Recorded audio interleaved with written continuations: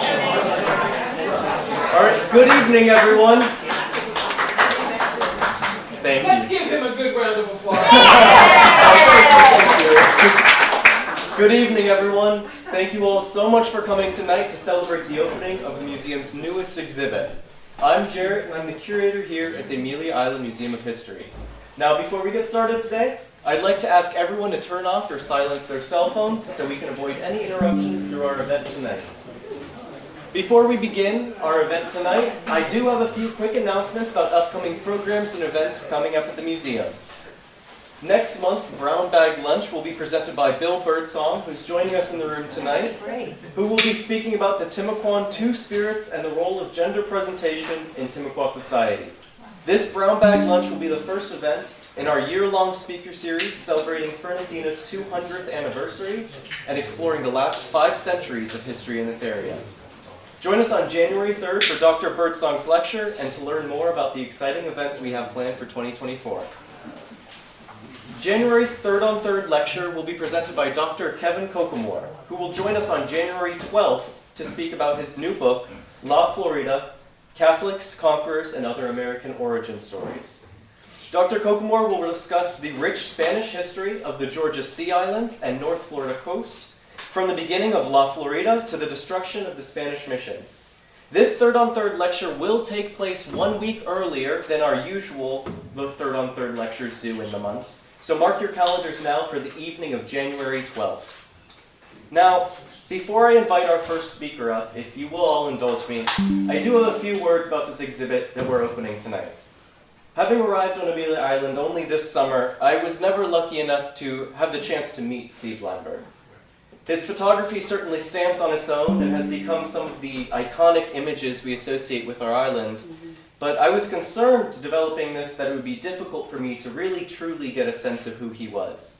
But that concern was pretty quickly dashed once I started conducting my research. As I was doing my research, talking to his friends, families, and collaborators, I realized that every person whose life Steve touched had a story about him that came to mind. And those people were often very eager to share those stories with me. I could tell the impact that Steve had on the Amelia Island community simply by the enthusiasm with which anyone who heard I was developing this exhibit would practically jump up to tell me their story with Steve.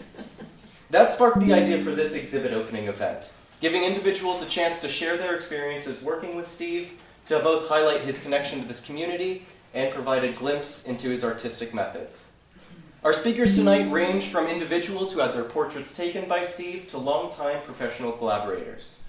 We hope that these memories can help provide you a better sense of who he was, both personally and as an artist.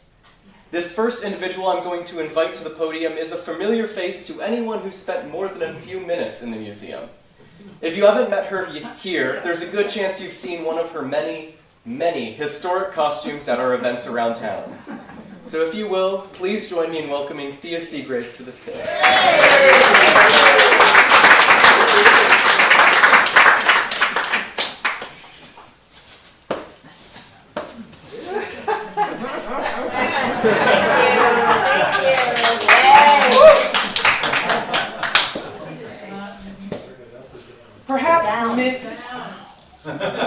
Perhaps many of you have been approached by a person who says, I want to take your picture.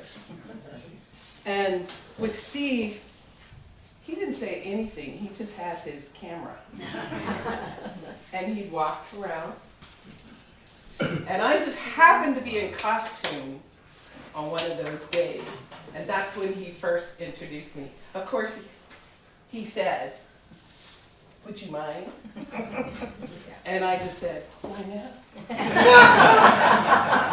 And he got me. And then we started talking. And he says, have you posed before? And I thought, oh. Yeah. And he said, no. Just, let loose and pose. And I said, well, you know what? It was about 17 years ago when I was a mime. And I think that's what intrigued him. He said, wow, she's going to be quiet. So after that, I gave him my card, and we happened to meet up. I was invited over to his home, and I had already met his wife before I met him. It was his camera does the introductions first. Yeah. And it was like being at home in front of the camera. He has a way of making you relax. And I was a little nervous because he started talking, and normally I'm quiet. But it was because we were doing an event that was to raise funds for the library. So I felt right at home. I was in costume. And then we talked more. This was supposed to be an hour long. It turned out to be 4.5 hours, almost 5. And we had fun. Oh, beautiful. I've never looked so good. The wonderful thing is when you go in front of Steve's camera, all your fears about being in front of a camera disappear. And you're able to be yourself. And that's what I enjoyed most and foremost. And I'll never forget it. And thank you.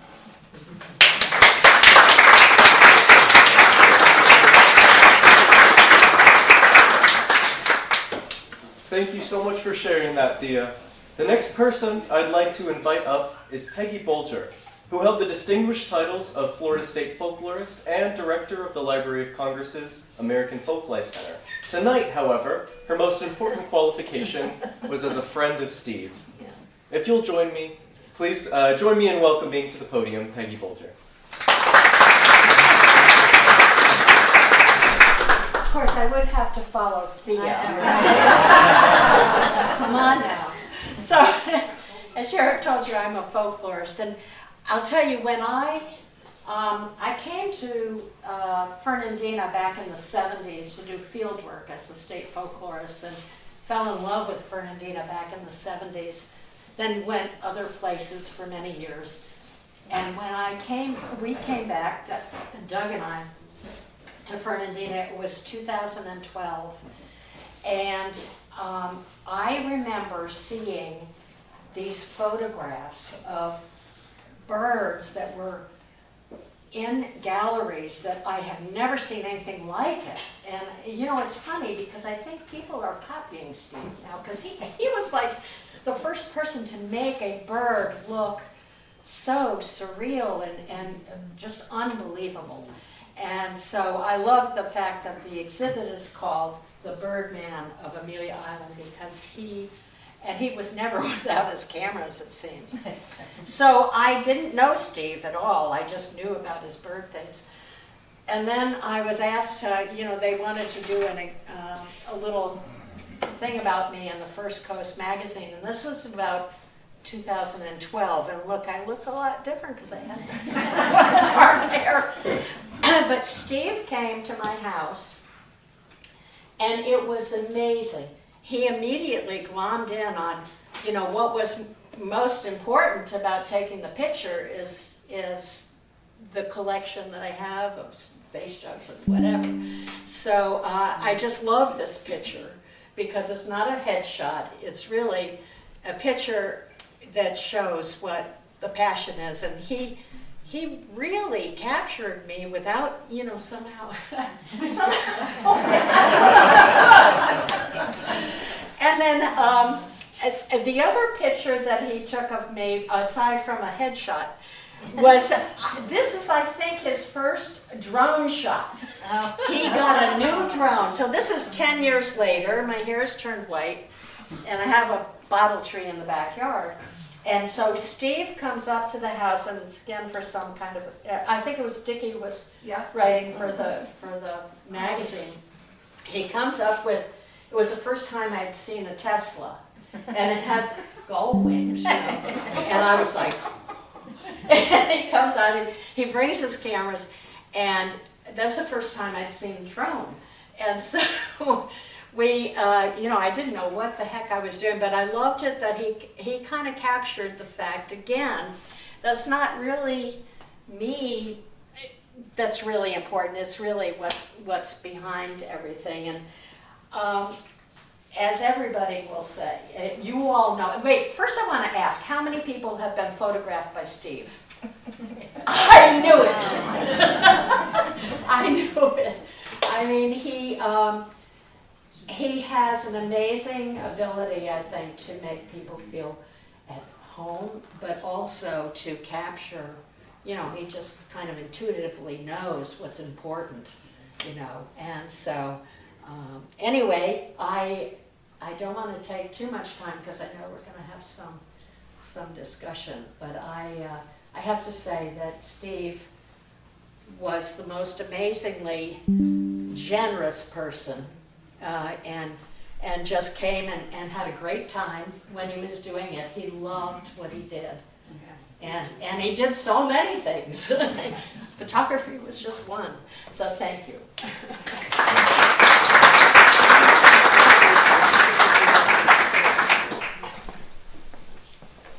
Thank you for that, Peggy. I'd like next to welcome to the podium a longtime friend and collaborator of Steve, who worked with him to develop the Fernandina Faces feature in the Amelia Island magazine. Her writing, paired with Steve's photography, created many memorable features about life on Amelia Island and beyond. If you will, please join me in welcoming to the podium Dickie Anderson. Peggy, thank you for giving me a little space from there. I think there are a lot of people in the room that have been featured in the Islander magazine with Steve's pictures. He loved to take pictures, even in months before we lost him. I want more pictures, I want more people. He never got tired of capturing that kind of thing. For me, collaborating with him and the Islander, for a long time, they had a Fernandina Faces. And the idea was to capture interesting people that were doing interesting things. And it fell to me, and I love that, I still love that. But what was amazing is you talk about a picture being worth 1,000 words. Some of those people I profiled, you didn't need my words. I mean, I'd say, Steve, I got this really interesting person, and I'd give a little background, and he would bond with that person. And maybe I'm overstating it, but he found their soul. He found, like Peggy's pictures, and I still look back at his pictures, and every one of them was just right for what I wrote. And he didn't read what I wrote before. I mean, we matched it, and it matched. So it was wonderful. I still remember, I was thinking of Peggy's story. Steve would just walk up to anyone and say, I want to take your picture. So this was like 20-some years ago. A good friend of mine, Ann Coonrod, called, and she said, this interesting couple has moved to the island. They came on a sailboat, and now they're going to move here. And he wants to meet and photograph interesting people on the island. Would you be willing to have your picture taken?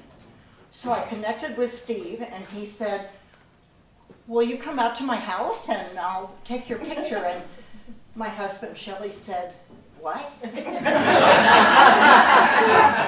You're going out to a man you don't know's house who wants to take your picture? Well, it was the beginning of an amazing, amazing friendship. And the bizarre thing, Steve had so many connections and talents and interests. So I come home, and my husband goes, phew.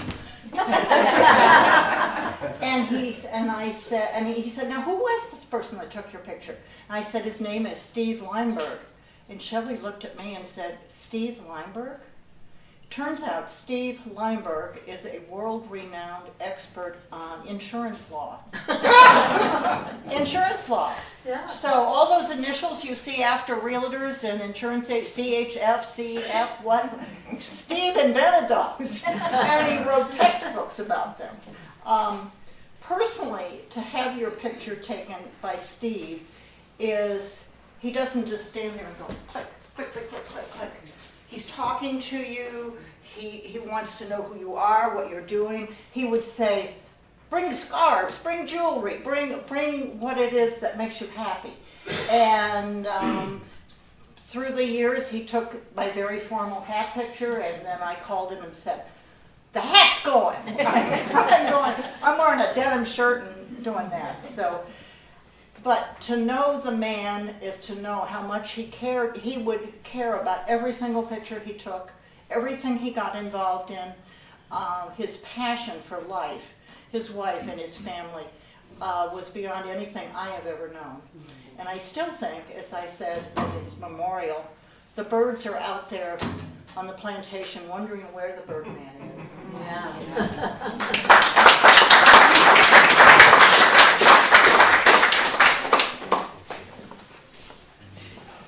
Thank you so much for sharing that.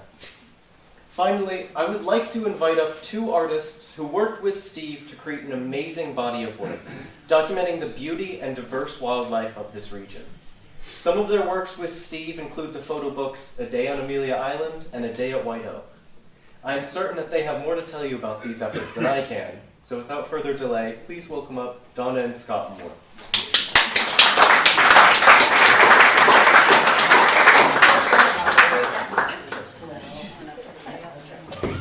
First, I'd just like to say, Steve is a friend, but he's more than just a friend. He was family.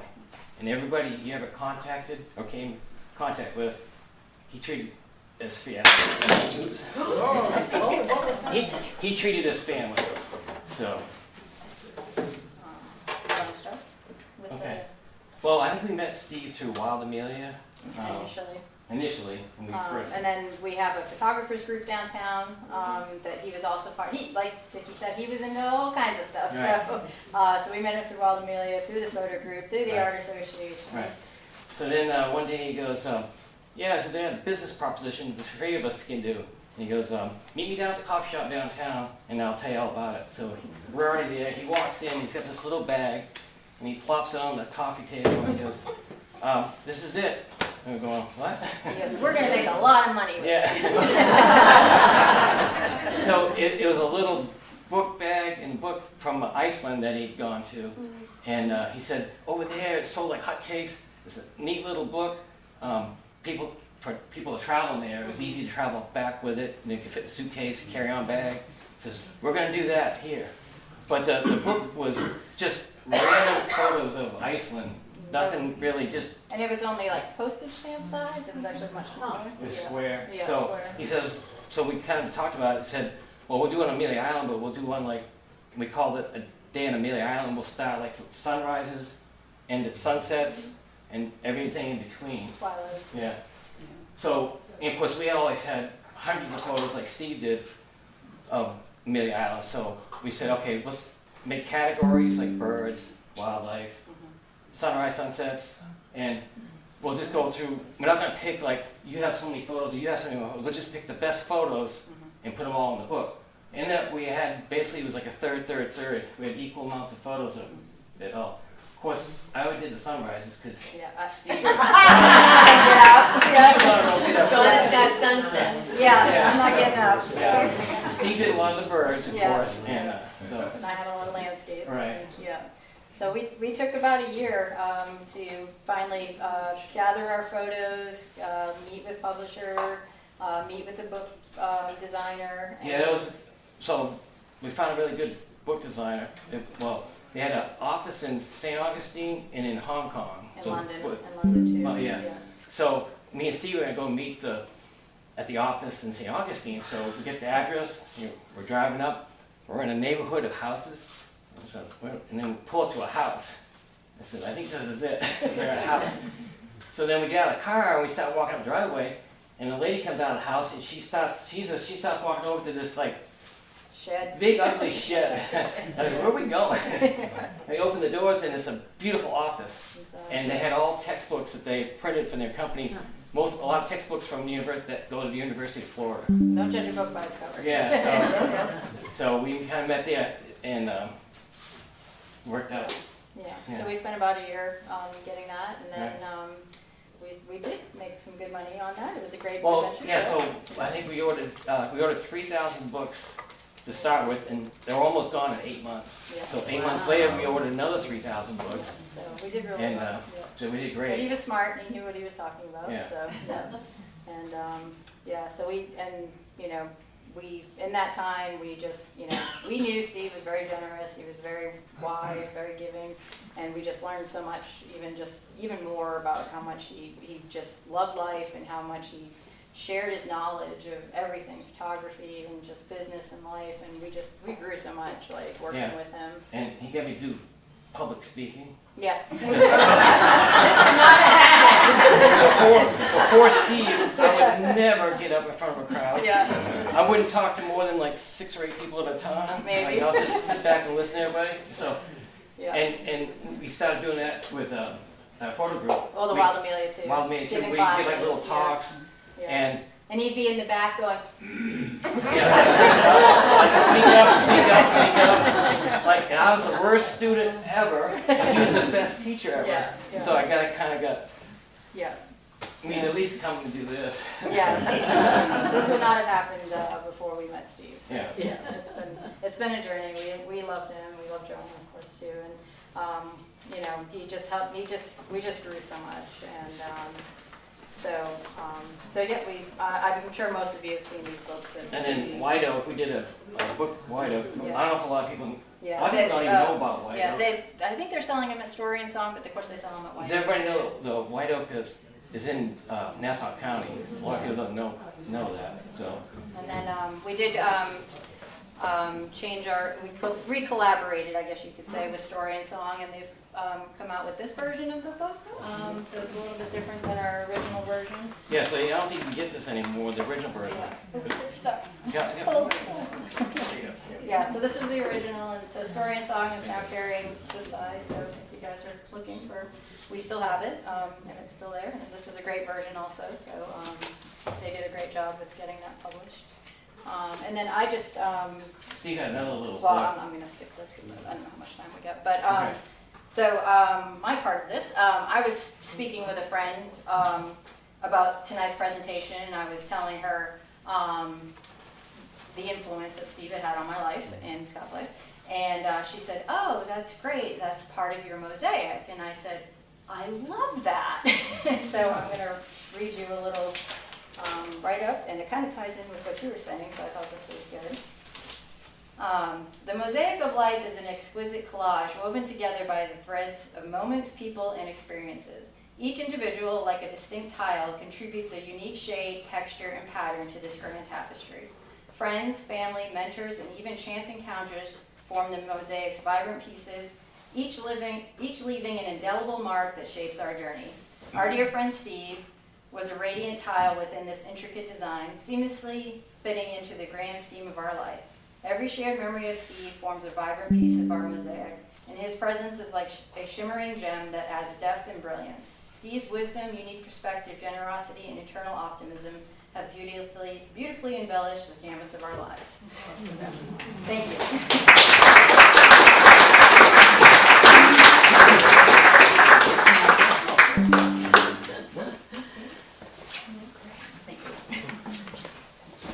Thank you very much for sharing your experiences. Now, before we move on to the next portion of the evening, where we open up the exhibit and let you all explore it, I'd like to invite one final, very special guest to the podium. Miss Joanne Leimberg has been a part of this exhibit since the very beginning and has been so patient and generous as we have worked to develop it over the past months. She's worked with us to ensure we're telling Steve's story accurately, and has provided the gorgeous, large photographic prints you'll find in the exhibit downstairs.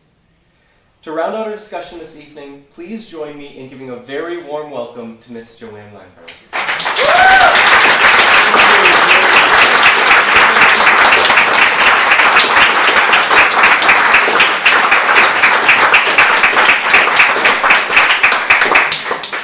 It is so wonderful to see so many faces that I've come to know through Steve and aside from Steve here tonight, and I thank you for being here. If I get a little overwhelmed, please just ignore that. Hey, thank you for your wonderful introduction to an exploration of what happens when Steve is taking a photograph. So the only time that I remember that it might have taken less than 3 or 4 or 5 hours was only one time, and actually it was an on-site, and it was a very quick professional thing. It was the most disappointing experience he had in his life. But when Steve invited someone to come to their home and take their picture, it was not about just taking their picture. He wanted to get to know them. He liked people. He liked finding out about people. And so, the time that Thea was there, it was fun. It was always fun with Steve because that's who he was. That's what he wanted to do. And Peggy, when you talked about Steve taking or seeing not just you, Steve wanted and tried to see the whole person. So taking a picture of someone in their place or with their work around them, with their love around them, that just was a more rich experience for him because it gave him a greater perspective of what that person was. He got to know them better, and he loved getting to know people. So that was just wonderful. And I have to say, when we retired, when we retired, I kind of thought, Steve will always have a camera. Steve will always be taking pictures because that was inherent to his soul. But one day, I see there's a new business application. What? And then it kind of comes out that he'd met with this couple who I knew and I liked and I enjoyed. But all of a sudden they were starting a new business.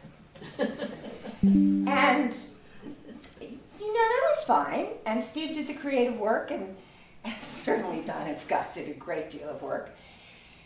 Somehow the backside work kind of came to me. But, I never really understood why Steve was not just satisfied with taking the picture. He wanted to make a mark. He wanted to achieve something beyond what he wanted to do himself. And in part, that meant putting his work out to a larger audience. And it meant receiving the acceptance or the, not critical acclaim, but the involvement of that audience. And it was something that, his psyche needed. So Steve got his first camera when he was 13 as a bar mitzvah gift. It was a little brownie box camera kind of thing. And he loved it. He loved it through his teenage years. He kept taking pictures. When he was in Temple, he joined a photography group. He took pictures for the Temple newspaper. He took freelance pictures for the Inquirer. He kept taking pictures. Then all through his life, he kept taking pictures. That was just something, when everyone said there was a camera, there was a camera. Sometimes more than one or two cameras. But so it was something he loved. But why? What was it that made him want to create a reality, create a feeling of what he saw? And those of you who have known Steve knew he liked to ask questions when he was teaching. What did you see? What did you feel? What was it about that image that you wanted to share? And over the years, Steve and I talked about why was photography so important to him? Turns out that in later years, he did some research into that. And it turns out that he had a condition or a characteristic called aphantasia. And aphantasia is the inability to recognize or to see a picture in your mind. So if you're thinking in terms of, let's say, visualizing a TV set, at the one end it might be just the black and white static that you get when you don't see anything. And at the other end, it might be getting a high density image on a new smart TV screen. And Steve really could not see something in his mind. So it's the research has been to look at it as someone who is left-handed versus right-handed. It's not a disease. It's not a. It's just a characteristic. But we often speculated that Steve wanted to capture something that he saw and something that he thought was beautiful or that was worth passing on that he couldn't do by description. So we really, both of us, thought that that was something that was so important in his life. There's not a lot of research on that. It was really first documented in 2015, even though Aristotle did mention a sixth sense. So the research goes pretty far back, but in actuality, it's very recent and very quick. Sometimes they say that the people, about 2 to 4% of the world's population who have aphantasia, can describe things in words, but not visually. And some of you may know that Steve was actually a very good writer. He was a very good teacher, but a very good writer. And I often wish that I had the ability to edit my own work the way he could. And Dickie's work and Steve's work, Dickie just opened him up, opened so many other opportunities up to him, and I think he to her as well. They loved doing what they did, and Steve loved people and loved the relationships that he developed through his camera. So thank you all for coming tonight.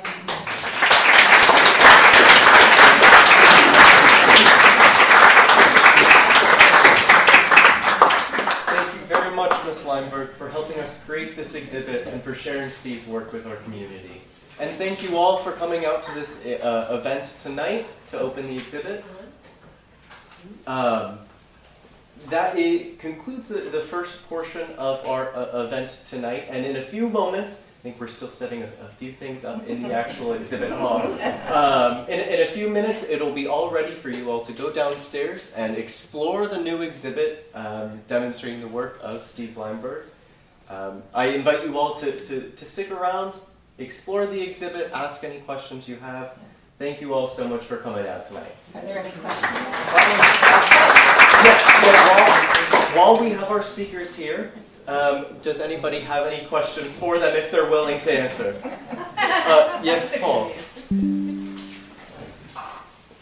Well, I don't know where I ever met Steve, but when he saw me in 2016, which was a few years ago, he said, "Paul, I'd love to take your picture. You've got such great wrinkles." And you'll notice there's a beard here. Off the wrinkles. But in those pictures, in images and unseen images, and you look at people, you'll see a lot of people there that he took pictures of. One was Peggy, which is a real different from what you've ever seen. And that white hair she had, Peggy could describe it. And Thea, when she was using a what do you do, potato thing that you make? It's unbelievable. Look at those pictures.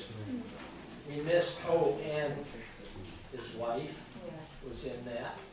Joanne, that's Look at beautiful. those pictures, and Mrs. Leimberg, but it's a little different, right? And you'll just love him, but he was fantastic, and we'll miss him. Thank you. Yes, ma'am? I'm gonna just screw up your whole plan That's here. okay. One thing, I'm seeing a good friend back here. One of the projects that Steve and I worked on, and I talk about passion, is on American Beach. We did a cover story on American Beach. Steve was we both were passionate about it, but we took portraits of the most amazing people and got their stories. And we had such an amazing response to it. But that was the kind of thing he'd do. Once he thought about that project, we were really into that project. Don't you agree? Yeah. And lots of new friends at American Beach. So anyway.